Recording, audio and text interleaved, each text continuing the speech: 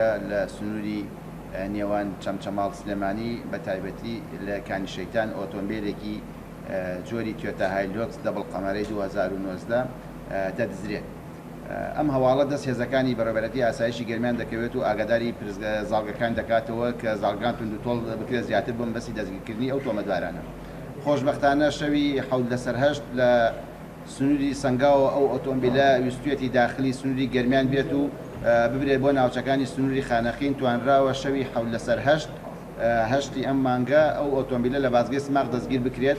لەگەڵیشیدا دوو تۆمەتبار دەستگیر کراون بە پێی مادەی 446 لە یاسای سزادانی عراقی دوو تۆمەتبارەکە لەسەر بڕیاری دادوەر ڕاگیراون و لە لێکۆڵینەوەی سەرەتایی دادانیان بۆ داناوە کە ئەم ئۆتۆمبیلیان شەوێک زیاتر لە سنووری پێنجوێن حەشارداوە لە باخی هاوڵاتیەکدا.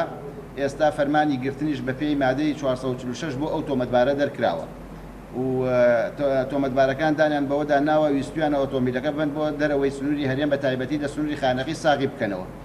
ئەم دوو تۆمەتبارەکە ئۆتۆمبیلەکەیان دزیوە، دانەیەکیان هەردووکیان کوردن، دانەیەکیان خەڵکی سەیسایقە، ئەوەکەی کێشیان خەڵکی سلێمانی.